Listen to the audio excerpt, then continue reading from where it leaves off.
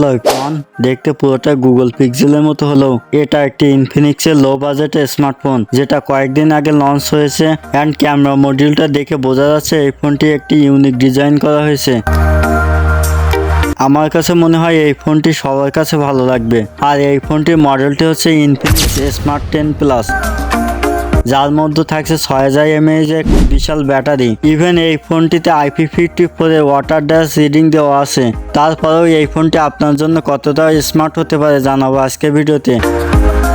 আশা করি পুরো ভিডিওতে আমাদের সাথে কন্টিনিউ করবেন।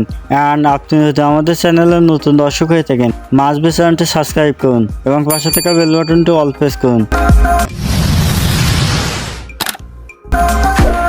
ফার্স্টে কথা বলবো এই ফোনটির ডিজাইন অ্যান্ড লুক দিয়ে। ফোনটি যথেষ্ট স্লিম, এর ডিজাইনটা মানুষকে আকর্ষণীয় করবে। সেই সাথে 4টি কালার ভেরিয়েন্টে পাওয়া যাচ্ছে, যার মধ্যে রয়েছে silver, blue, red and black. পাশাপাশি ফোনটি যথেষ্ট স্লিম, 7.9 মিলিমিটারের ফিটনেস এবং ওজন থাকছে 198 গ্রামের মতো।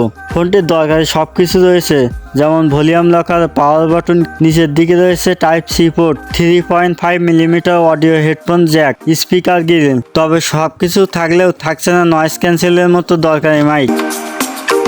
অলরাইট, এবার কথা হলো ফোনটির মেন ফিচার অর্থাৎ ডিসপ্লে প্রসঙ্গে। এখানে ডিসপ্লে হিসেবে 6.6 ইঞ্চি, যেটা মূলত এইচডি প্লাস IPS প্যানেল, যার রেজুলেশন হচ্ছে 720x1600 পিক্সেল। সেই সাথে 120 hertz fast refresh rate support করে।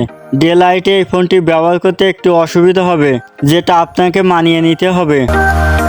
ওয়েল, এখানে প্রসেসর হিসেবে দুর্বল প্রসেসর ইনস্টল করা আছে, মানে ইউনিসোস T750 চিপসেট ব্যবহার করা হয়েছে, যেটা ডুয়েল ন্যানোমিটার একটি চিপসেট। গ্রাফিক্স হিসেবে থাকছে মালে G7 এবং র্যাম টাইপ হিসেবে থাকছে LPDDR4X এবং স্টোরেজ টাইপ eMMC 5.1। এখানে 4GB র্যামের সাথে আরও 4GB ভার্চুয়াল র্যাম বাড়িয়ে নিতে পারবেন। অ্যান্ড ফোনটির মেমোরি থাকছে 128GB।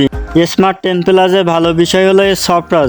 এতে থাকছে out of the box Android 15, সেই সাথে XOS 15 রান করবে। যাই হোক, স্মার্ট 10 প্লাসের রিয়ারের 2টা ক্যামেরা কাজে রয়েছে, যার মেইন ক্যামেরা 8 মেগাপিক্সেলের এবং ফ্রন্ট বা সেলফি ক্যামেরা হিসেবে 8 মেগাপিক্সেলের। ফ্রন্ট বা রিয়ার ক্যামেরা দিয়ে 2K/30 FPS এ ভিডিও রেকর্ড করতে পারবেন। চলুন লো বাজেটের মধ্যে স্মার্ট 10 প্লাস দিয়ে কয়েকটি ছবি তোলা দেখি।